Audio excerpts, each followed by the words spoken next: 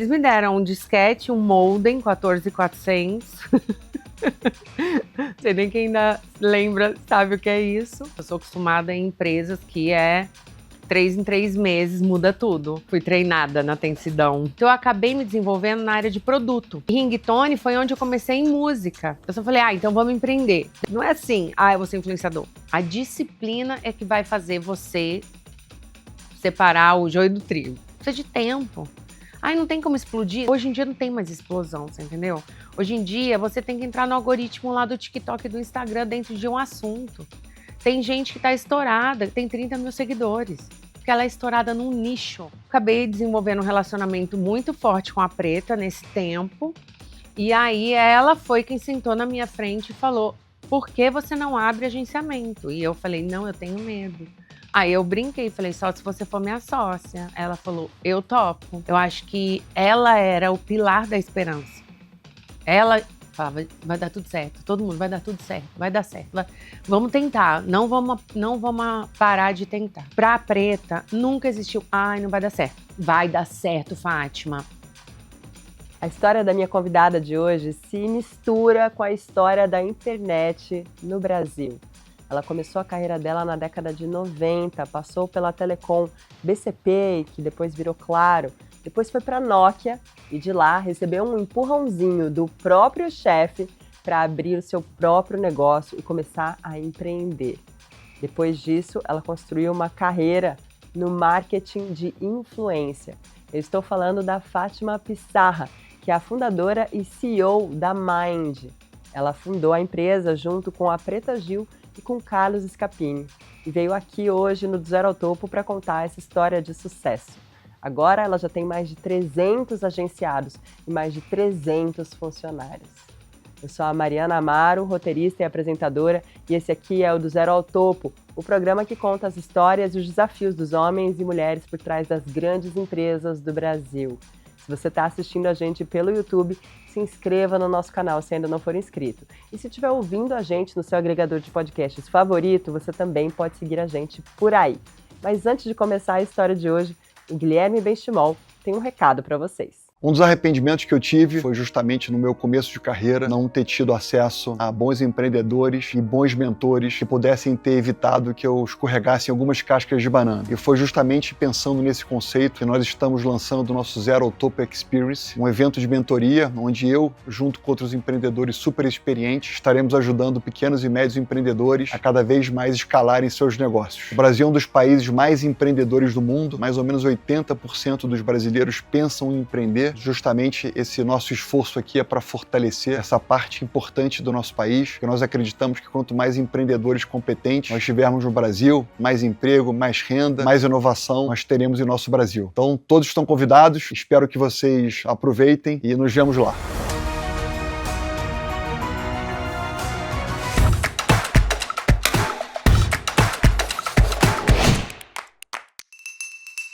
Então, Fátima, muito obrigada por ter aceitado o nosso convite para vir aqui no Zero ao Topo, para contar um pouco da sua história de sucesso, da história da Mind e da história da internet, né? Porque você faz parte dessa história aqui no Brasil. Eu que agradeço o convite, obrigado, adoro o programa, sou fã, queria muito vir. Ai, que bom. Então, já que a gente conseguiu fazer isso dar certo, vamos aproveitar Vamos. da melhor maneira possível. E eu quero começar lá do começo, da pequena Fátima, começando a sua história junto com a internet, né? Você começou a sua carreira basicamente junto com a internet. Foi uma coisa meio que simultânea ali. Comecei. Eu fui fazer jornalismo na Federal de Santa Catarina. E a Federal de Santa Catarina foi uma das primeiras universidades que testou a internet no Brasil. E eu tinha um irmão que, por acaso, trabalhava na Microsoft nos Estados Unidos lá no início, desenvolvendo Word, Excel. E aí eles falaram, você conhece alguém que tem e-mail? Era uma plaquinha. Se você conhecer alguém que tem e-mail, participe do grupo de teste. E aí eu tinha meu irmão, fui, e aí eles me deram um disquete, um modem 14400.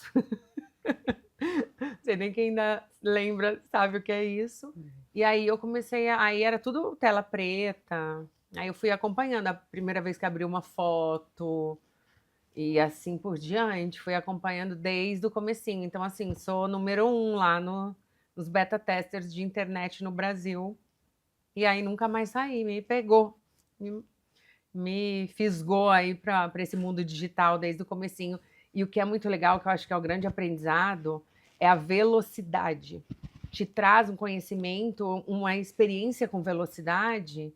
E aí eu fui trabalhar com telecom, que é a mesma velocidade, né? Porque lança um telefone, lança outro, lança outro, lança outro. E que está muito conectado, né, com a Você tem que internet estar também. muito... Mas é assim, uma indústria que muda de 3 em 3 meses. Então, eu não sou acostumada com indústria tipo de, sei lá, comida, sabe? Que para lançar comida é anos testando, que tem aquele produto lá 25 anos. Sou zero acostumada com isso. Eu sou acostumada em empresas que é 3 em 3 meses, muda tudo. Que acho que construiu um pouco minha carreira e quem eu sou hoje. E te ajudou a se tornar essa pessoa que consegue manter a calma, mesmo nos momentos mais tensos. Estou acostumada, fui treinada na tensidão.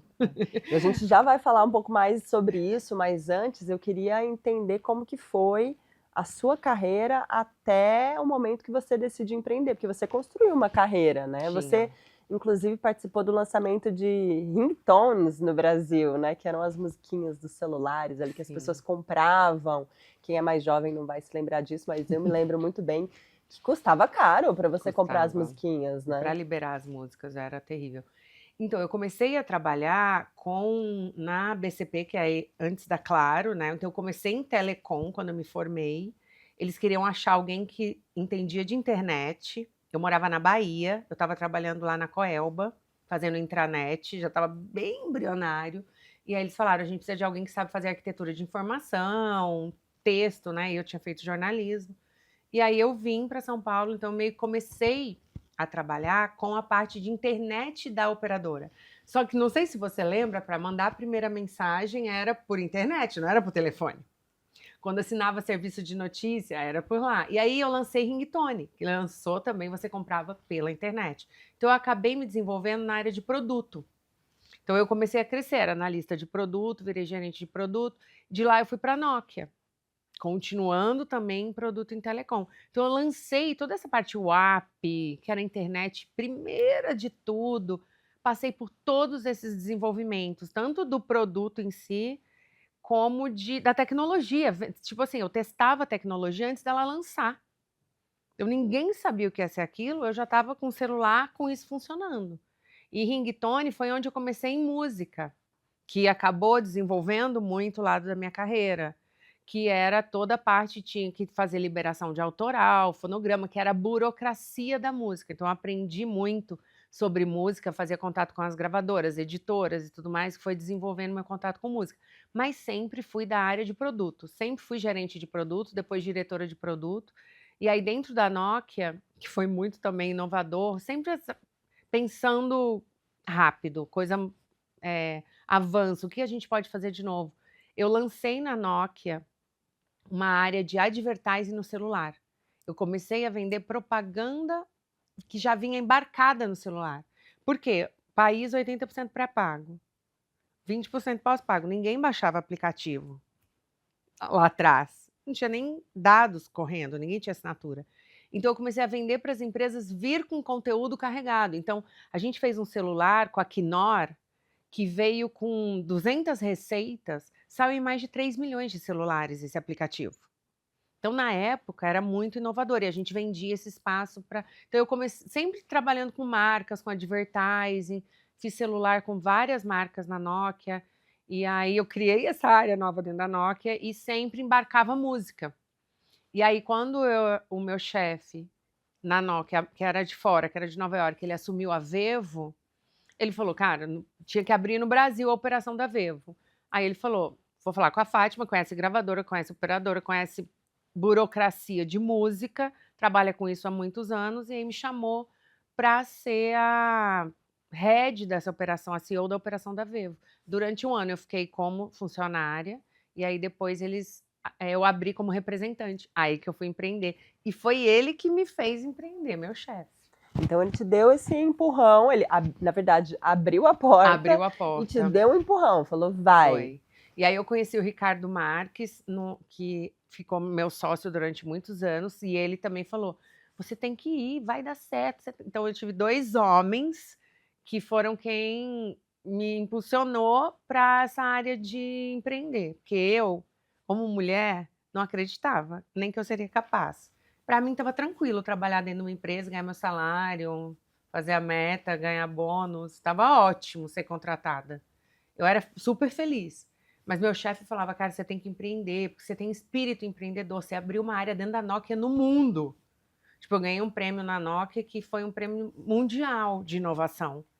Ele falou, você tem que inovar para você. Mas eu falava, não, eu tenho filho, eu tenho que sustentar, eu tenho que ter salário. E aí o Ricardo, quando eu conheci ele, ele falou, eu entro com você nessa, você tem que ir, você tem que ir. Aí eu falei, bora, mas a gente precisa de um apoio, né? É muito Precisa, a gente importante. precisa de empurrão. Eu gosto de ser um empurrão para as pessoas. Então, Fátima, você estava nesse momento da sua história ali que você conseguiu finalmente dar esse passo para o empreendedorismo, um passo com medo ali ainda, mas você estava empreendendo dentro de uma marca que era conhecida. Não era ainda, era zero. Eles iam abrir operação no Brasil, era zero conhecida. Ela tinha essa dificuldade aqui interna, mas pelo menos tinha um respaldo um pouco de fora. Mas eu acho que quando essa decisão de empreender, ela é uma decisão que aqui no Brasil a gente tem muito medo. A gente tem muito medo né, se vai dar certo, você vai perder tudo. O que vai ser?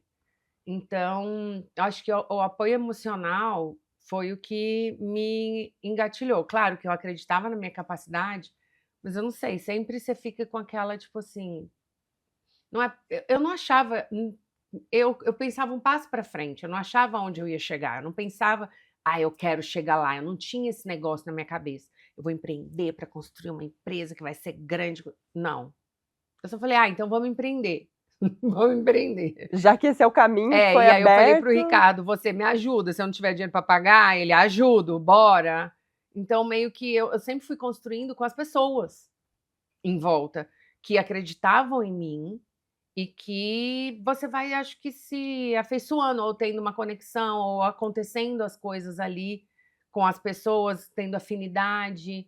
E sempre tive um pensamento muito forte na questão do propósito, do que a gente vai fazer, o que a gente vai mudar. Então, comecei a falar muito com o cantor, me aproximar muito deles, viver a vida deles, entender os problemas deles, como a gente, como Vevo, poderia resolver. E aí começamos a criar projeto diferenciado e crescer a marca no país, até ela ficar muito gigante. Então, foi um trabalho de 7 anos aí, e a gente não agenciava nada, só trabalhava Vevo. E aí começaram, por que você não agencia? Por que você não... Os cantores que eu me relacionava falavam, ninguém trabalha o cantor para venda. Porque o empresário trabalha para fazer show, para desenvolver repertório. Não trabalha para vender para marcas. E a gente tinha a empresa só fazendo propaganda. E aí vende um product placement, eu vendia. Eu fiz muito projeto. Eu levei o Gustavo Lima para fazer um show surpresa no mercado municipal com a Mastercard. Tipo, comer o sanduíche de mortadela lá no mercado com violão na mão. A gente pôs o Lua Santana dirigindo, sendo comissária de um avião da Gol. A gente fez projeto muito legal. Então eles me pediam, por que você não cuida essa parte para mim? E eu, não, dá muito trabalho. Você fazia isso já de alguma forma? Eu só vendia. Você vendia? Eu não gerenciava exclusivamente, não cuidava só eu. Mas eu tinha medo da responsabilidade de cuidar de uma pessoa, eu ser a gestora daquela pessoa e ter que cuidar da vida inteira. Porque eu só cuidava do projetinho que vendia. Então era muito mais simples, né? Eu sempre brinco que quando eles me viam é porque tinha entrado dinheiro na conta, então estava todo mundo feliz. E acho que a pessoa que mais me incentivou e que acabei desenvolvendo um relacionamento também nesses anos de Vevo, vendendo projetos, e como eu vendia, as pessoas olhavam para mim, né? Os artistas. Então você cria um relacionamento, o empresário ia lançar alguma coisa, já ligava, Fátima vende, Fátima cuida para mim. Já queria um relacionamento com você também, você vai criando, porque você vai vendendo. Eu não era só uma pessoa que falava que ia vendendo e sumia. Eu efetivava. Então, eu acabei desenvolvendo um relacionamento muito forte com a Preta nesse tempo. E aí, ela foi quem sentou na minha frente e falou, por que você não abre agenciamento? E eu falei, não, eu tenho medo. Aí eu brinquei, falei, só se você for minha sócia. Ela falou, eu topo. E assim, Truco. foi ela mais uma. Aí foi uma mulher que falou: eu entro com você, vamos entrar, porque eu acho que vai ser muito bom, acho que você faz um excelente trabalho, eu acho que você precisa dar esse passo e também se desvincular da Vevo em si e começar a desenvolver uma coisa que você já desenvolveu no mercado, que é a sua credibilidade e seu nome. E aí foi ela que me deu esse empurrão para criar a Mind e a gente começar com o agenciamento. Que chamava Mind 2 Music É primeiro, porque o né? Music 2 era representante da Vevo. Ah, entendi. Era uma coisa, Era um conjunto música. da música. E aí, a gente no começo queria agenciar só cantor. Nosso primeiro agenciado foi a Pablo Vittar. É mesmo? Foi. Primeiro agenciado. Daí, depois veio a Luísa Sonza, também lá no comecinho. E aí a Gleice Damasceno do BBB ganhou o BBB, saiu, lembra aquela euforia quando a Gleice ganhou? E aí ela encontrou a Preta numa clínica, e aí numa clínica de estética, e a Preta me ligou e falou: ai, Fátima, vamos pegar a Gleice, vamos ampliar de música para entretenimento. Acho que muita gente precisa da gente, precisa do nosso espírito, do nosso propósito. Vamos pegar a Gleice também? Vamos. E aí começou, a gente expandiu, aí saiu de music para Mind, porque aí não era mais só música, passou a ser entretenimento. Aí a gente deu esse passo, começando a agenciar também pessoas de fora do serem cantores, né? Até chegar aos mais de 300 agenciados Foi. hoje, né? Foi. E aí, nessa época também que a gente começou, a gente tinha muito claro, a gente tinha uma empresa de, sei lá, 30 funcionários. E aí, uma das coisas que eu, a Preta, a Malu, o Marcelo, todo mundo batia muito era: a gente precisa fazer uma empresa com o nosso propósito. A gente tinha um propósito muito forte, que era de diversidade, de representatividade, que era o propósito da Preta, sempre foi, né? Então, a gente se uniu muito pelo nosso propósito. E ela falou: a gente tem que criar uma agência, Fátima, que tenha o nosso DNA. Então, desde o início, a gente já colocou que 50% dos funcionários seriam pretos, né? Seriam pessoas pretas, seriam 70% LGBTQIAPN+. Então, a gente, desde o início, começou isso. Então, quando a gente dobrou para 80%, já eram 50% pessoas pretas. E isso foi fazendo o casting se transformar em muito diverso, porque as pessoas se sentiam representadas quando entravam lá. Quando iam numa reunião, falava: cara, vocês entendem do que eu estou falando, porque eu tenho outros aqui. Então, a gente foi crescendo muito nesse sentido, e esse sempre foi o nosso propósito, e isso é até hoje. E qual que é o tamanho da Mind hoje? A gente falou um pouco de números aqui, mas quantos funcionários vocês têm? Que números que você pode Hoje a contar gente pra tem gente? 300 funcionários. Uhum. É muito grande. E a gente vê, assim, muita modificação no mercado. Hoje o nosso casting, ele não está com 300, a gente tem muito casting agora de creators. Então está dando uma grande modificada no mercado, das marcas entenderem. E eu acho também é o andamento do mercado, né? Antes você tinha, a maioria das pessoas que tinham muitos seguidores, que tinham muito engajamento, eram pessoas famosas. Então você tinha pouca gente. Agora com o TikTok, que sai de quantos seguidores você tem e começa a mostrar algoritmo, começa a mostrar por assunto procurado, você sai um pouco de volume de seguidor e mais por credibilidade e aprofundamento na mensagem que está se espalhando. Entendeu? Então, se você é uma pessoa, entra no seu Instagram, acha gente que carro, nem precisa, né? Você pode estar no Google procurando carro, que já começa a vir no seu Instagram. Você vê que aquilo se transforma no seu núcleo. Então, se você é uma pessoa que está procurando carro, está nesse núcleo, eu vou anunciar com uma pessoa mega famosa? Não, eu pego todos esses pequenos que são aprofundados em carro e contrato eles. Então, está acontecendo um movimento do mercado de pessoas famosas para nicho, para muita gente, vastidão. Então, a gente está vivendo esse momento lá de diminuir o casting para ter pessoas mais relevantes e mais pulverizadas em nichos. Então, a gente está fazendo essa mudança. Provavelmente, sei lá, até o fim do ano a gente tenha mais de 1000, mas nesses menores são micro-influenciadores, creators, aprofundados em assuntos. Tem grandes também, porque você tem gente de maquiagem de 20 milhões de seguidores.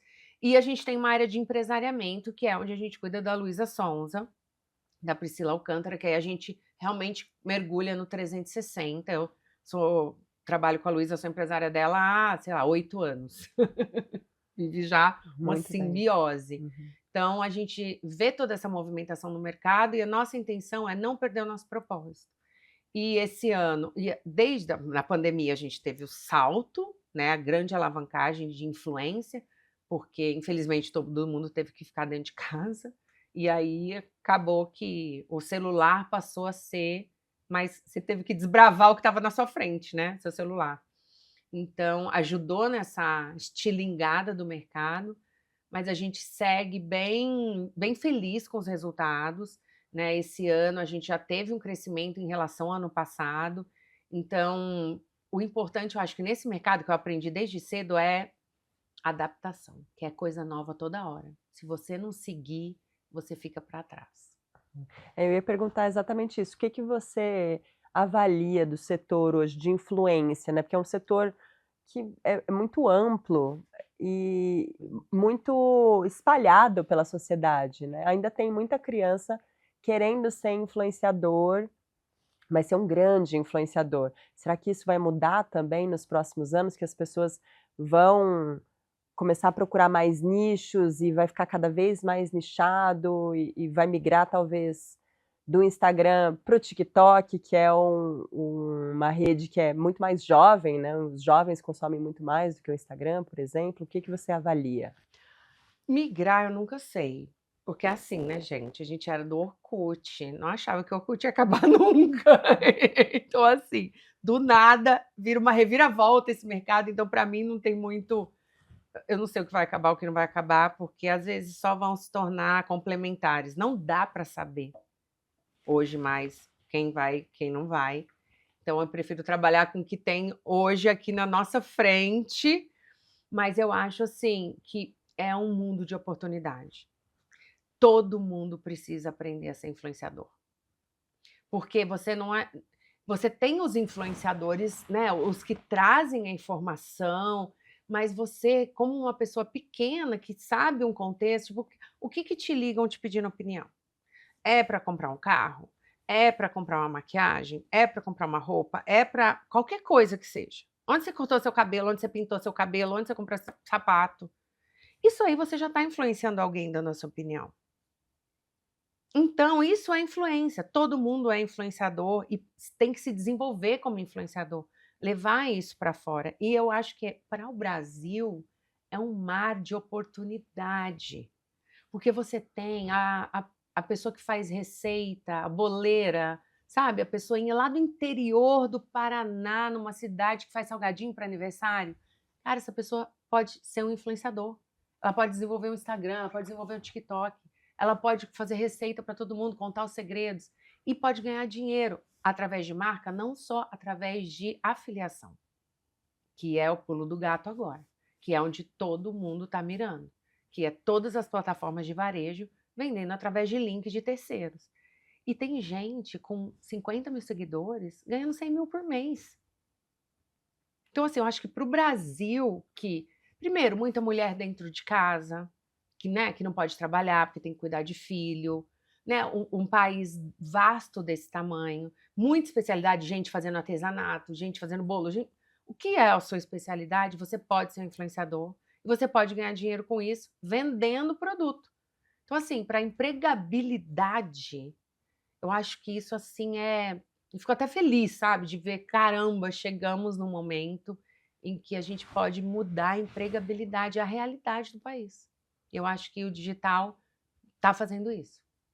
E você recebe muita mensagem Nossa, de gente querendo ser agenciado, querendo dica, querendo conselho? Como que é a sua rede social? tudo. Eu recebo muito, muito pedido de cantor, né? Gente quer ser cantor. Eu recebo muito, muito, muito, muito pedido de médico. É mesmo? De Muito. médico? Médico, dentista, beleza, gente, profissionais de beleza, médico muito também, perguntando como eu faço para ser influenciador? Como eu me desenvolvo? Como eu pego o que eu faço aqui, que é muito incrível na minha cidade, e levo para o Brasil? Muito pedido. Então, agora, inclusive, eu estou criando 2 frentes de atuação voltadas para isso. É mesmo? Tô pegando um grupo de pessoas, ninguém sabe a novidade. Tô O pegando pessoal aqui que tá acompanhando você tá até assustado de você novidade. contar. A gente tá pegando um grupo de pessoas da área de música, de profissionais, porque a gente sentou um dia numa mesa e todo mundo falou, cara, eu recebo 200 direct por dia pedindo para eu ouvir a música da pessoa e dar palpite. Aí o outro, é porque eu recebo 200 direct por dia pedindo para fazer uma composição de uma música. E não tem ninguém que avalia. Porque se você não conhece, você não tem como avaliar. Imagina, a pessoa me manda mensagem, eu quero falar com você, fazer uma reunião, fazer uma consultoria, fazer um trabalho que eu quero ser cantor. Precisa alguém parar, analisar. Como a gente não tem esse tempo, fica todo mundo sem esse acesso. E aí, eu acho que a gente está indo para um momento oposto, em que você achar essa pérola tá mais fácil. E muitas vezes você vê que ela foi até você, inclusive, e aí você nem viu. Então, a gente, numa conversa de mesa, falou, cara, vamos se juntar e vamos fazer um grupo de pessoas em que as pessoas podem acionar. A gente tem um curador que faz uma análise e a gente vender esse serviço de uma forma profissionalizada para conseguir fazer essa consultoria e para a gente conseguir sair do lugar comum, das pessoas óbvias. Como a gente vai para pessoas não óbvias, para geração de novos talentos, que têm oportunidade de serem desenvolvidos hoje, não é mais difícil. E essa parte de medicina também, que está crescendo demais. Tem gente, viu a Anitta contando que tinha um negócio aqui na testa, que aí descobriu pelo Instagram que o cara lá não sei da onde, do Goiás, operava isso. Olha que bênção, mais gente tem que saber disso. E aí muito médico me pede, aí eu também estou criando um braço específico de desenvolvimento para essa área, porque são áreas que são as que mais demandam, música e medicina. Olha só, que E aí diferente. pessoas no geral, né? Quero ser influenciador famoso, quero ir pro BBB. E o que você olha quando você está avaliando alguém para decidir se faz sentido ser agenciado ou não? Porque não é só talento, né? Tem outras composições ali. Não é, né? No Brasil não é. Primeiro, assim, eu sempre falo que a gente escolhe, alguém tem que se apaixonar por você, lá na Mind. Eu sou muito apaixonada pelas pessoas, então eu começo a seguir, e aí eu fico assim, meu Deus, eu amo esse conteúdo. Aí eu mando mensagem e falo, eu amo o seu conteúdo. É engraçado que quando eu comecei a agenciar o Lucas Neto, meus filhos eram enlouquecidos por ele. E aí, um dia, eu mandei uma mensagem e falei assim: olha, você não me conhece? Você não me conhece, ele me conhecia, ainda bem. Mas, assim, eu sou muito apaixonada pelo que você faz na minha casa, pelo que você faz com os meus filhos, o tanto que eu vejo seus conteúdos, que eu acho legal, educativo, que eles aprendem. E eu queria muito ser sua empresária. E aí ele disse que foi uma mensagem tão emocional. E a gente é amigo até hoje, eu sou empresária da Jessie, da mulher dele. Então, eu acho que essa conexão emocional é muito a nossa base na Mind. De se apaixonar pelo conteúdo, de se apaixonar pelo talento. E é óbvio, como tudo na vida que a gente se apaixona, coisas dão certo, coisas não dão, né? Então, mas eu acho que o importante é sempre ter esse amor. Agora eu estava essa semana comemorando com o Lucas Guedes, que ele fez 10 milhões de seguidores, foi muito tempo meu agenciado, hoje é meu amigo, comemorando que o Álvaro foi para a Dança dos Famosos. Então, acho que essa conexão emocional, essa paixão, é o que faz a gente trazer os talentos e desenvolver eles. E a amizade continua mesmo depois da Sempre. relação Todos, sou comercial. amiga de todos. De todos. E Fátima, você falou um pouquinho, você trouxe um pouco da história aqui da Mind, contou muito da presença da Preta. E eu queria saber como que tem sido para você agora com a ausência dela, né? Uma ausência que é sentida por todo mundo, pelo Brasil todo, foi uma comoção generalizada. Mas como que tem sido para você dentro da empresa e como que foram também os momentos ali, os últimos anos, os últimos meses? Olha, eu acho que assim, sempre toda a complicação que teve em todo o tempo, sempre foi muito cheio de esperança. Sempre, de todo mundo. Eu acho que ela era o pilar da esperança. Ela falava, vai dar tudo certo, todo mundo vai dar tudo certo, vai dar certo. Vamos tentar, não vamos parar de tentar. E a gente foi muito tratando lá dentro da Mind, seguir. vamos seguir, eu ficava falando com ela, me manda gente que você achar legal, me ajuda nesse problema, e essa crise, isso, aquilo, isso, aquilo. Então a gente foi tentando ali no ambiente da Mind continuar falando com ela normalmente, dentro do trabalho que ela amava fazer. Então a gente tentou, primeiro que assim, a gente acreditava que ia conseguir junto com ela. Então não tinha por que não tratar de outra forma. Mas é claro que agora, depois de tudo que aconteceu, não era o que a gente queria, não era o que a gente esperava, e não era. Ela vivia para tranquilizar a gente. Mas hoje eu acho que esse período aí de alguns dias serviu muito para refletir o quanto eu sou feliz de ter convivido com ela, da oportunidade que ela me deu de ser minha sócia. Desculpa. A equipe com ela, que é o Marcelo e a Malu, que são assim, não tem como falar. Então, eu ter convivido com essas 3 pessoas e conviver com o Marcelo e com a Malu, para mim é um presente. Para mim, a Preta é um presente na minha vida, desde quando ela publicou a capa do álbum Nua, uma mulher gorda. Então, para mim, ela sempre foi um ícone. E quando ela falou para mim que queria ser minha sócia, eu falei, caralho, liguei para minha mãe, mãe, a Preta Gil, mãe, a Preta Gil. Tipo, eu era louca por ela. Ela já era uma grande referência para mim. Então, ter convivido com ela era sempre alegria, era sempre disponibilidade. Ela falava com qualquer pessoa, sempre para cima, sempre. Não, para a Preta nunca existiu, ai, não vai dar certo. Vai dar certo, Fátima. Ela falou para mim, tu tá louca? Tu é muito maior que a Vevo. Ela falou, você é muito maior que a Vevo. Fátima Pissarra é muito maior que a Vevo. Você tá maluca? Todo mundo adora você, todo mundo só fala de você. Vai abrir a sua empresa sim. E para mim é uma honra estar com você. Eu que agradeço você me chamar.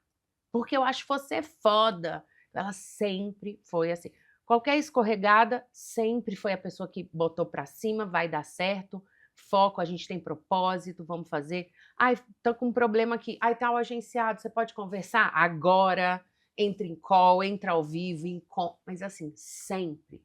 Então, assim, uma pessoa que você fala assim, cara, imagino tanto de coisa que ela tinha para fazer. Ela viveu para todo mundo. E eu tenho certeza que não só comigo, com todos os amigos. Então, a gente vê aí pelo que aconteceu, a comoção é verdadeira. Ela atendia todo mundo, ela falava com todo mundo, ela respondia direct de todo mundo. Sim, é uma coisa assim, fora da curva. Então, ela sempre foi inspiração, porque a gente falava assim, cara, eu não posso esmorecer. Se eu falar pra Preta, ela me dá um coió. Ela fala, você tá louca? Olha onde a gente chegou, olha quem a gente é, olha quem você é. Ela era muito incentivadora disso, o tempo inteiro. Então, eu acho que essas memórias que ela deixou são muito incríveis. E esse é o questionamento, né? Quantas memórias eu estou deixando? Quantas memórias a gente vai deixar? Porque são essas memórias que fazem quem a gente é, para sempre. Né? Então, para sempre a gente vai falar dela dessa forma. Não só eu, como todo mundo, né, que viu, que foi impactado e que conviveu. Todo mundo foi impactado por ela. Cara, a transformação que ela fez em Salvador, Rio de Janeiro, com o bloco da Preta, sabe? Ela sempre foi amor, inclusão, sempre preocupada em chamar as pessoas, sempre preocupada em dar opinião e fazer o certo. Então, assim, eu só agradeço o tempo que eu convivi, agradeço por ter tido essa convivência. E agora o que eu tenho para mim é como eu posso ampliar e fazer isso maior. E é isso que a gente quer fazer. E sou muito feliz por ter convivido com ela e a gente tem que celebrar o que ela fez, o que ela transformou e o que ela vai continuar fazendo e vai continuar transformando por cada um que ela atingiu. O legado dela que fica, né? O Que legado não vai continua. acabar, porque ela mudou uma geração, ela é uma mulher fora da curva e ela não precisava ser assim. Ela foi porque ela quis. E dentro da Mind, ela não atuava mais tanto no dia a dia, mas ela era muito presente também, né? Muito. Você A disse. gente falava com ela toda hora. E Malu e Marcelo também, né? Malu ficava do lado dela 24 horas. Então, A gente tem um prêmio das Mulheres da Música, a gente já tinha falado que ela apresenta desde o primeiro, a gente já tinha convidado ela para ser homenageada do ano. Então, assim, ela sempre participando de tudo. E a Malu e o Marcelo junto também, que agora eles que ficam, né? Na Mind, Na né? Mind, Dentro é. da estrutura. É. E Fátima, você falou um pouco dessa relação, falou da relação com a Preta, e você tem uma relação em casa também com seus filhos que você comentou um pouco, né? Como que é para você, e essa é uma pergunta que é impossível de não fazer, porque quando a gente é mulher, são os pratinhos que estão no ar o tempo todo, né? Então, você tem 3 filhos, né? Tem. Como que Não você sei. gerencia a sua agenda? Essa é a minha pergunta, porque são 300 agenciados, você está em grupo com todo mundo, porque eu vi outras Tô. entrevistas que você fala que você participa dos Tô. grupos e você é muitas vezes a Cuido primeira de um pessoa por a um. responder, e você cuida de 3 crianças, é CEO de uma empresa. Como que é a sua agenda? Como que é um dia normal na vida de Fátima Pissarra? É o WhatsApp bombando, um dia normal. Eu não sei, eu fui criando um mecanismo na minha cabeça, não sei explicar, de resposta, de participação, de falar com todo mundo. O que eu sempre tentei, desde que eu tive a minha primeira filha, Carolina tem 17 anos, ela tem foto com o Justin Bieber, com a Katy Perry, desse tamanhozinho, com todos os artistas. Eu levava ela para tudo. Então eu nunca pensei assim, o filho, impedimento. Não, eu carregava. Então ela viajou comigo o mundo todo, tudo que eu fazia estava ela do lado. E eu sempre achei assim, que eu queria o que eu queria dar de exemplo para ela? Eu, Fátima, tá, não estou dizendo que é o exemplo certo ou errado. Eu queria que ela entendesse o quanto eu era apaixonada pelo que eu fazia. Uma vez ela falou: "Mamãe, eu quero ser você quando eu crescer. O que eu preciso fazer?" Eu falei: "Você precisa fazer o que você ama." Porque eu faço o que eu amo. Então você tem que fazer o que você ama. Então eu queria que ela tivesse um incentivo de uma mãe que faz o que ama. Seja ficar dentro de casa ou trabalhar igual a workaholic maluca que nem eu. Mas você faz o que você ama, você ser feliz, você acordar feliz.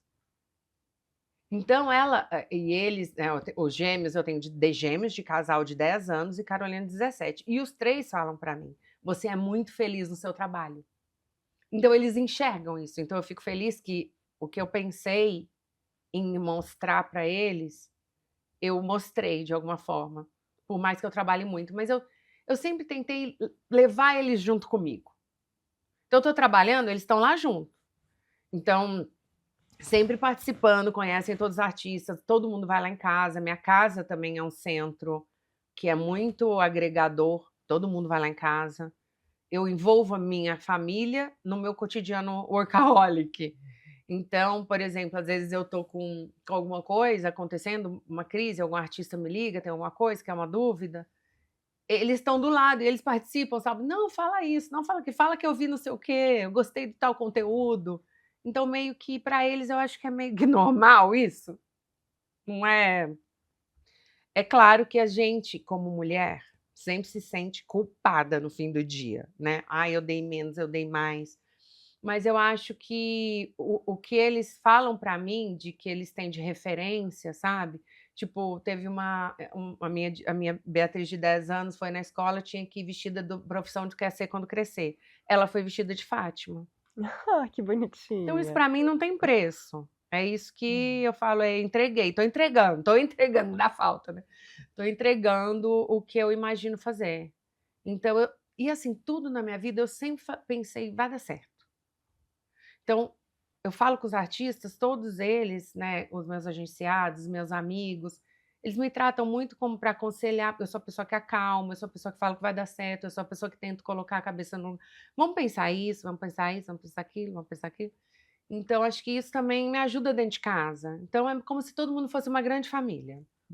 Você falou que é como se todo mundo fosse uma grande família, né, e na verdade, em outras entrevistas eu já te vi falando também que você é a CEO da empresa De dos todo seus mundo. agenciados. Então você é CEO, na verdade, de umas 300 300 empresas. empresas. Sou. Não é E fácil, não. eu imagino que não. E dentro de todas essas empresas, com todas essas crises que podem acontecer, às vezes até simultâneas, como que você faz para manter a calma? Você falou que você é uma pessoa que consegue manter a calma, né, que isso ajuda inclusive na gestão da crise. Qual que é a sua estratégia para resolver essas crises, para resolver esses problemas? Olha, eu acho que faz tanto tempo que eu me acostumei com crise, que assim, a minha estratégia ela é muito processual de crise, assim. De tipo, tá bom, tá acontecendo isso. Então eu tenho mais ou menos uma ordem de coisas para fazer. Analisa isso, analisa isso, analisa isso. Eu não fico muito na choradeira. Você já tem um sistema. Eu vou num sistema que eu já tenho de aprendizado de muitos anos gerenciando crise, mas muitos anos gerenciando crise. Tipo assim, sei lá, 10 anos que eu gerencio crise grande, que para a internet inteira. Então, meio que hoje em dia, para mim, é fácil, porque primeiro eu vou para a ferramenta, levanta isso, levanta aquilo, levanta aquilo. Aí traz as informações. Eu olho e já sei ali o que vai dar. E já falo, tem que fazer isso, isso e isso. Não que eu saiba tudo, né? Mas assim, você vai monitorando o seu saber para ver para onde está indo. Mas o único problema é crises dependem de pessoas, né? E as pessoas, às vezes, que fazem coisa errada. Mas tem muito aprendizado ao longo desse tempo e que eu consigo manter a calma, porque eu consigo falar, isso vai acontecer isso. Na maioria das vezes acontece isso. Na maioria das vezes acontece isso. E eu sou uma pessoa que sempre fala assim, tudo bem, se mesmo assim eu tô te falando para não falar, para ficar quieto. Você quer falar? A gente vai te apoiar e a gente vai pensar na melhor forma de falar. E uma coisa que eu sempre digo, a decisão é sua. Eu sou só a sua informação com uma lógica, sabe? Sistematizada com números e com experiência. Mas a decisão é só sua, porque é o seu nome que está na crise. Porque é você, pessoa física, muitas vezes. Então, como você quer se posicionar? Então, eu vou estar aqui para te sustentar de qualquer que seja a forma e vou te fornecer os dados. Então, isso eu acho muito importante, porque eu não sou a favor de falar assim, faça isso. Não. É muito pessoal. Até porque a pessoa pode E a pessoa tem não vivência. topar, né? Imagina, você é seguidor, a pessoa tem 1 milhão de seguidores, a pessoa tem vivência. Eu não sei qual que é a vivência, eu não sei o dia a dia, eu não vejo todo mundo todo dia. Então, como eu posso falar que o jeito que você vai responder, seus seguidores sabem o que é verdade ou mentira. Então, na verdade, eu preciso te ouvir e decodificar em informação. Isso que você está falando, para cá vai dar isso, para cá vai dar isso, para cá vai dar isso. Eu te informo, eu resolvo crise assim, E acho que abastecimento. Acho que o fato de você ter um sistema já e saber quais informações você precisa e o que você tem que coletar de cada lado, ajuda a ter uma certa previsibilidade, né, isso ajuda a manter a calma diante das E assim, crises. o mais importante é a calma que você mantém. Eu estava falando esses dias, o mais importante é o suporte emocional. O mais importante é o ombro. No fim do dia, pessoas só querem pessoas, sabe? Só querem carinho, amor, mão na cabeça. Então, isso eu acho que é o maior asset que eu sempre dou, que é tamo junto, de qualquer jeito, vai dar certo, vai passar. O que importa, eu acho que é a ética, sabe? O respeito, a postura. E você tem que ir, porque hoje a rede social virou tudo de ponta cabeça. De repente, uma vírgula já vira para lá, já vira para cá. Então, se você ficar lendo isso, fala, quem importa na sua vida, né? Realmente, sei lá, sua mãe, seu pai, seus amigos, seus irmãos, sua família. Então, esse núcleo nunca vai se desfazer, calma. E eu tô aqui para qualquer coisa que você precisar, 24 horas. Eu dou esse apoio emocional, que eu acho para mim que é o mais importante. Então, além de ser um pouco CEO de todas essas empresas, você também é um pouco psicóloga. E eu sou psicóloga de formação também, né? Porque fiz 2 faculdades, fiz jornalismo e psicologia. Então, já aproveitei a psicologia para cuidar das pessoas também. Acho que o meu maior asset é cuidar de gente. Você sabia já que você ia para esse caminho quando você fez a faculdade de psicologia? Ou foi uma habilidade que você descobriu que, nossa, faz muito sentido de ter dentro dessa área aqui? Fez muito, né? Não, eu fiz porque eu gostava, eu queria aprender sobre a mente humana e fui fazer psicologia. Eu adoro estudar. Eu sempre estou estudando alguma coisa. E aí deu certo nisso, né?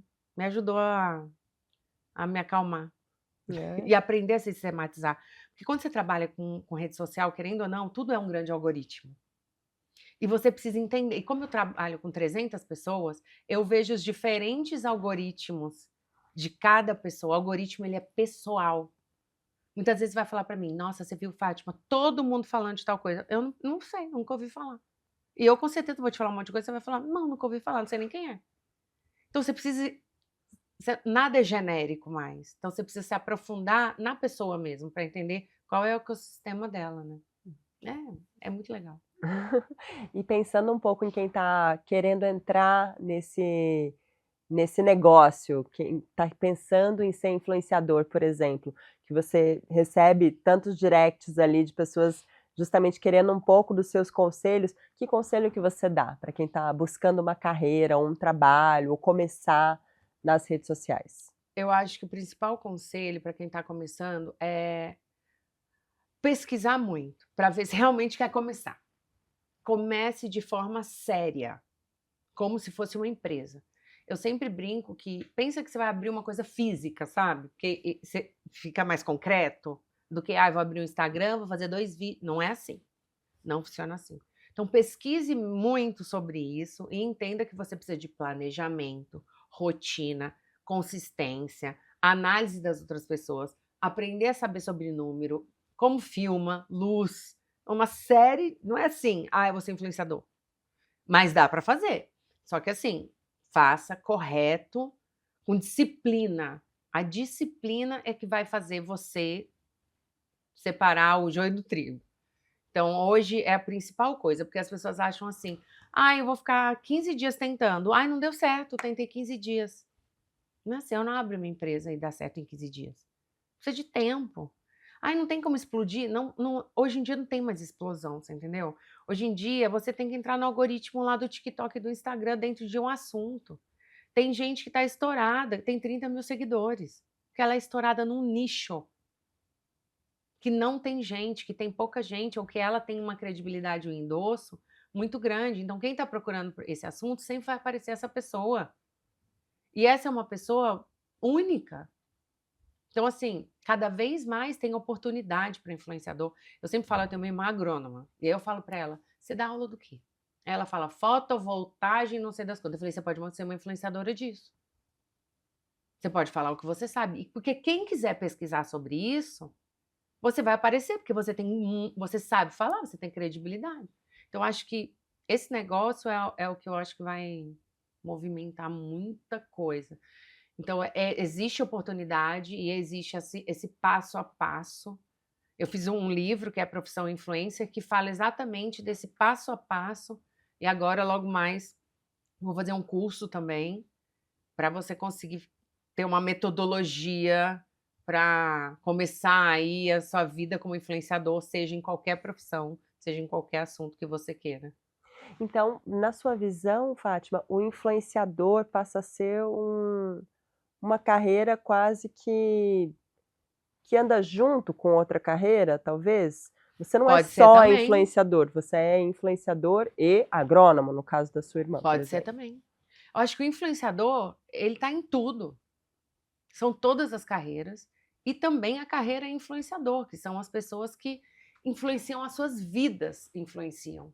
Você sabe, o influenciador não é só a profissão, não é só médico que pode ser influenciador. O seu cotidiano pode influenciar pessoas, a sua família, o jeito que você transita pode influenciar pessoas. Então, tudo está dentro de influenciador, para mim. Todo mundo é influenciador, em algum nível. Uhum. E o que mais te surpreende na nova geração de influenciadores? Nos mais novos, não necessariamente só de idade, mas nas pessoas que estão começando a se tornar influenciadoras agora, por exemplo? É muita coisa, mas eu acho assim, muita gente jovem, né? Tem muita gente jovem, mas eu acho que, por exemplo, o que eu gosto de olhar e que me deixa muito curiosa são as pessoas mais velhas se tornando influenciadores. Porque não tem muito. E aí você começa a ver um monte de gente influenciador de menopausa, que não tinha, né? E aí você começa a aumentar o consumo com esses influenciadores de terceira idade, né, de 50, 60, 70, 80. Esses aí hoje que me chamam mais atenção, esses nichos por fora, que não tem ninguém e que tem muita oportunidade. E os jovens, o que você vê é isso, seguindo tendência, você vê essa onda, né? Aí ela, Bubu, é Morango do Amor, tudo um negocinho vira um negoção. E aí um monte de gente surge a partir disso e tem que aproveitar o algoritmo mesmo. Então eu vejo tanto conteúdo, eu adoro. Agora tá muito na moda o react, né? Que é influenciador reagindo, podcast também. Então eu adoro ver tudo isso e tá sempre informada de tudo que tá acontecendo, quem tá bombando, quem tá hypando.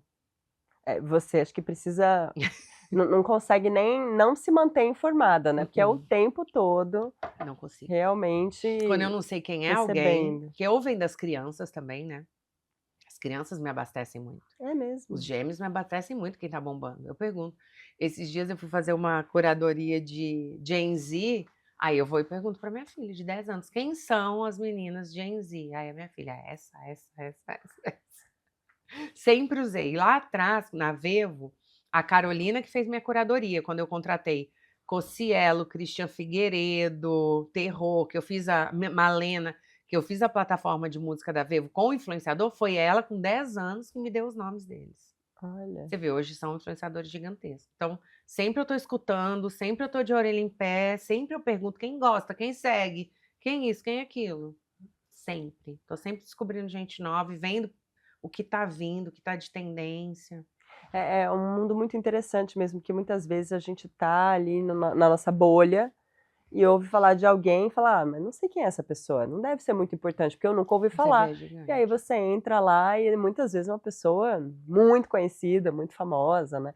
Ou às vezes nem tão famosa assim, mas no seu nicho ela realmente é muito Não, às vezes você vê gente de influente. 50 mil seguidores que tem só vídeo com 3 milhões de views. Tipo, você já viu ela passar? Sabe? Você não sabe quem é, mas se aquela cara passou. Porque viraliza muita coisa. Agora você, Fátima, faz tudo isso e você também é CEO da Billboard Brasil, né.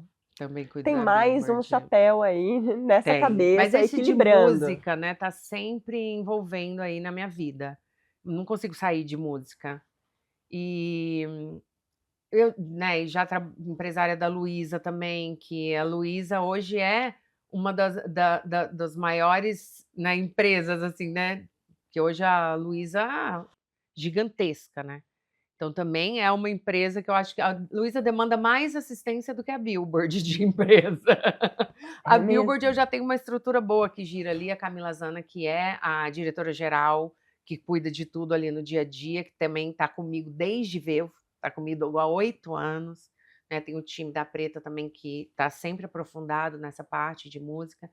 E é uma delícia, né, trabalhar com música. Eu adoro, porque eu gosto dessas coisas novas. Eu escuto o top 50 do Spotify, adoro, porque eu falo assim, cara, o que é o Brasil? O Brasil é o top 50 do Spotify. Tipo assim, rádio também, né? Porque aí você tem que pegar umas músicas de rádio.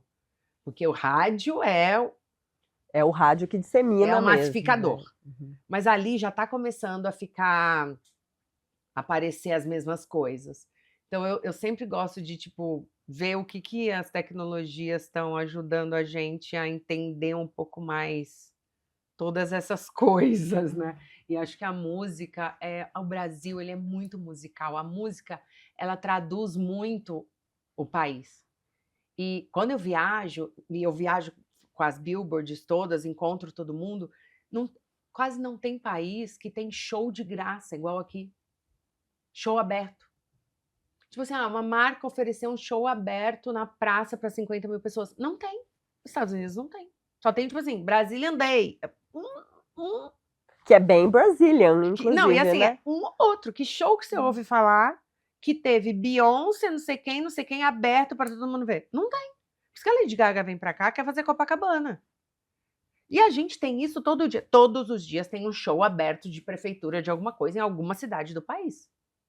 Então a gente é um dos países que eu acho que é mais aprofundado em música, em cantor. E eu acho que a música, ela traz essa conexão entre as pessoas, esse amor, essa coisa quente, né? De você estar ali em multidão.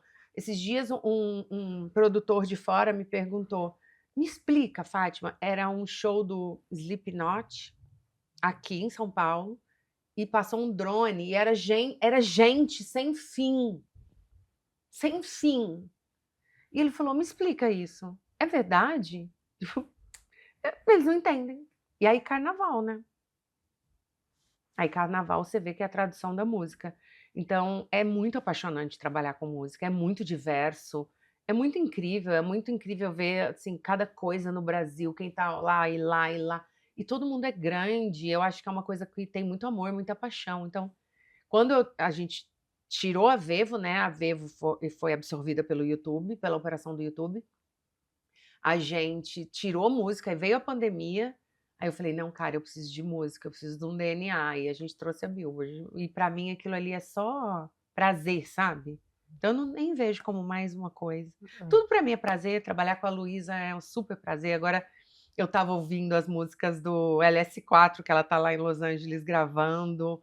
Nossa, incríveis! Eu escuto as músicas e falo, caramba, eu tô escutando as músicas antes de todo mundo, é muito foda isso. Então eu vibro muito Junto ali. Vibro muito junto, muito. Então, não é pesado. E Fátima, desses papéis todos que você ocupa e da sua trajetória, que habilidade que você precisou desenvolver? Você falou de algumas aqui já, né, da sua calma, por exemplo, dos sistemas que você tem, mas que habilidade você precisou desenvolver para assumir a liderança mesmo do negócio?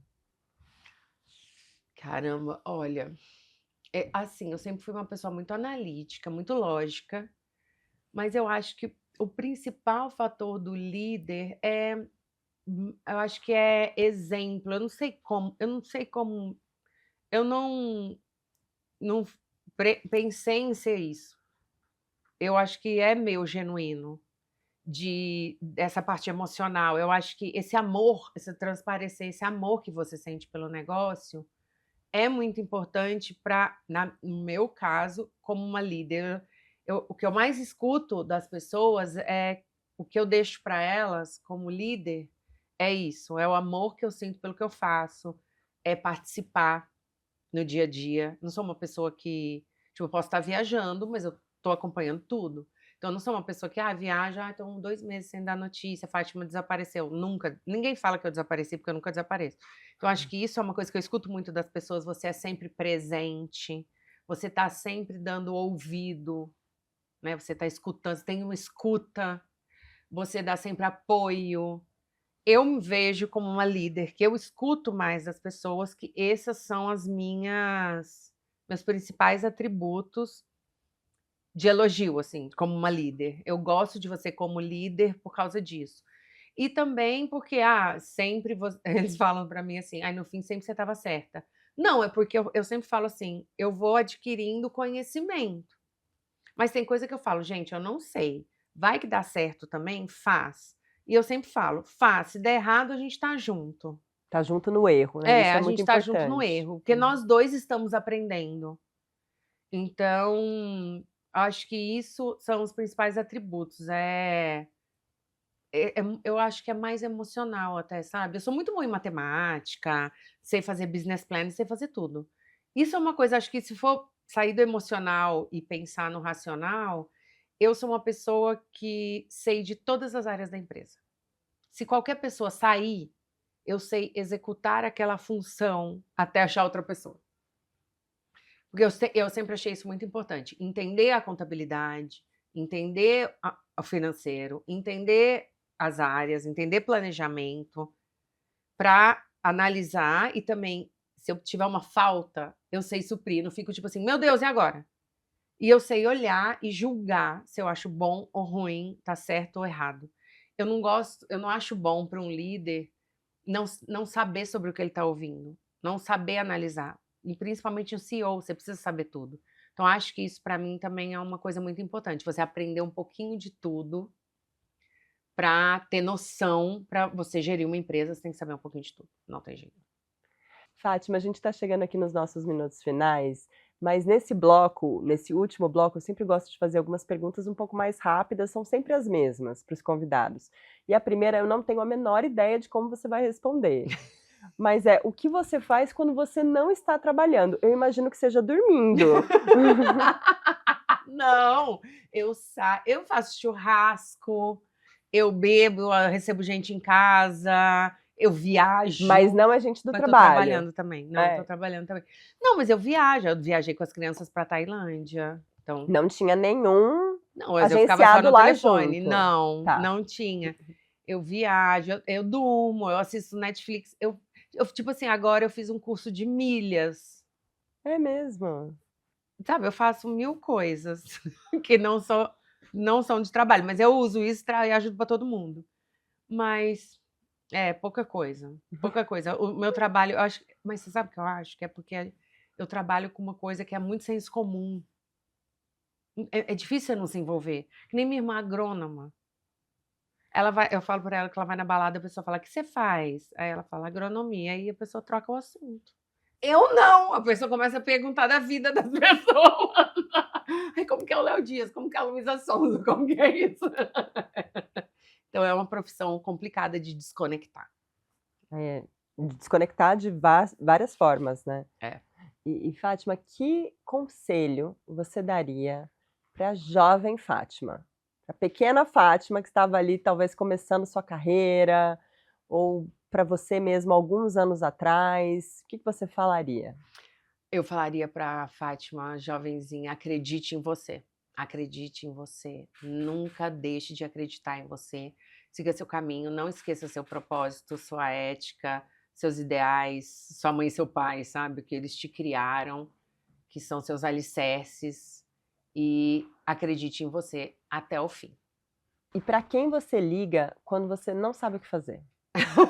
Gente. Essa é difícil. Caramba, depende muito do assunto. Muito do assunto. Mas, assim, eu ligo muito para o Marcelo Azevedo, que ele é uma pessoa muito sensata e coerente ele me ajuda muito. Por mais incrível que pareça, eu falo muito com a Luísa.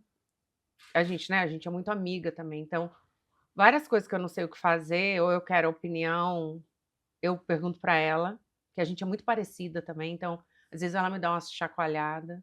Então, ultimamente, Marcelo, Luísa, assim, mais as profundezas, acho que são eles mesmo, quando eu não sei o que fazer. Fátima, que conselho que você daria para quem está começando a empreender agora? Para quem está começando uma empresa própria? Eu acho que assim, você vai começar uma empresa, presta muito atenção em tudo, sabe? Esse pequeno microconhecimento das áreas, entenda os números, entenda de estoque, entenda de análise de dados e principalmente a disciplina nessa regularidade das coisas que você analisar, das coisas que você olhar dentro de uma empresa. E assim, não desiste.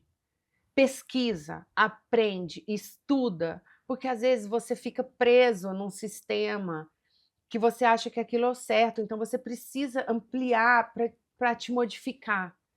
E hoje o ambiente está mudando muito rápido, então eu acho que empreendedor ele precisa estar de cabeça aberta, mas ele ter o conhecimento também ali dentro para entender como aquilo adapta com aquilo e não desistir, e continuar e acreditar. E se não deu certo, é uma coisa que não deu certo. Faz outra. Porque assim, a vida não é de uma coisa que dá certo para sempre. São N coisas. Se você for ver coisas lá de trás, hoje não dariam certo. Então é entender também ter essa resiliência. Eu vejo muitas pessoas assim, empreendi, mas não deu certo por causa disso. Uma coisa te derrubou. Não pode te derrubar. Se uma coisa fosse me derrubar, meu Deus, eu não tinha saído do lugar. E assim também, outra coisa, que é muito importante, não espere que acontece amanhã. Eu nunca na minha vida achei que eu fosse chegar onde eu cheguei. Nunca. Nunca, mas jamais. Então eu sempre trabalhei com um passo. Não, se eu chegar ali, eu já vou estar muito feliz. Nossa, 30 funcionários, já estou muito feliz. 40 funcionários, nossa, estou muito feliz. Então, eu sempre fui feliz com cada passinho. Então, eu não penso, tipo assim, o ser feliz é ter a maior agência. Nunca pensei nisso. Nunca meu objetivo final foi esse. Eu não achava que era possível. Meu objetivo sempre era o passinho. Então, eu celebrei muito tudo que aconteceu. E, claro, o que eu chorava na derrota, gente, só tem muita derrota. Quantas vezes a gente quer acordar, não quer acordar. Domingo à noite eu falo, não vou amanhã, eu não quero trabalhar, eu quero desaparecer, meu, não tem como ganhar na Mega Sena. Passa por todo mundo isso. Mas o empreender é isso todo dia. É acordar, levantar e não, eu amo o que eu faço, vai dar certo. E se precisar mudar, eu mudo sem medo. Mudo tudo. E perco, ganho. O importante é essa movimentação e acreditar até a linha. Acho que empreender não é fácil, mas os piores erros, os maiores erros, piores não, que eu vejo é a desistência com os problemas. E também a aceleração que as pessoas querem. Eu quero amanhã chegar onde você chegou. Não tem como. Amanhã não tem como. E tem alguma coisa que você faria diferente? Cara, é muito difícil, porque óbvio que tem muitas coisas que a gente pensa, principalmente quando a gente cresce, né? Faria diferente, né? E é muito fácil olhar para trás muito também fácil e olhar para falar, devia ter trás. feito ali e tal. Mas eu tô com minha filha de 17 anos, né? Ela tá agora escolhendo faculdade. Aí eu falo, não, se eu fosse você, eu faria uma faculdade de tal jeito. Aí ela fala, por quê? Eu falei, porque eu fui fazer jornalismo em Santa Catarina. Eu devia ter feito GV em São Paulo, sabe? Devia ter feito Harvard, sei lá eu. Aí eu penso, mas será que se eu tivesse feito isso, tudo isso teria acontecido? A gente não sabe, né? Então, assim, é difícil saber o que eu teria feito diferente. Pensando racionalmente, você vê tudo isso. Eu teria feito GV, eu teria feito não sei o quê, mas pensando que você teria a mesma linha, né? Ou alguma coisa assim. Mas você não sabe se teria acontecido dessa mesma forma, né? Então, o jeito que aconteceu, eu fui feliz, sou muito feliz. Acho que o importante é isso, você tá feliz com o resultado, então não tem o É. que mudar, né? Mas é assim, óbvio, né, que é uma coisinha ali. Quando você cresce, minha filha, você quer mudar tudo para trás. Agora, quando você resolveu, você estava convicta. Fátima, muito obrigada pela conversa. Obrigada a você, adorei. Obrigada por me receber. Essa história fica por aqui. O Do Zero ao Topo é uma produção do Infomoney e você pode participar enviando críticas, elogios, sugestões e outras histórias para zeroautopo@infomoney.com.br. A captação de áudio e vídeo deste episódio foram feitas por Nando Lima, Renato Costa e Fábio Teixeira. A edição é da equipe do Infomoney. Eu sou a Mariana Amaro, roteirista e apresentadora. O roteiro e a produção também fazem parte do trabalho do Felipe Siqueira. As redes sociais ficam com o Olavo Granado. A diretora é a Camila Moura. Até a próxima história.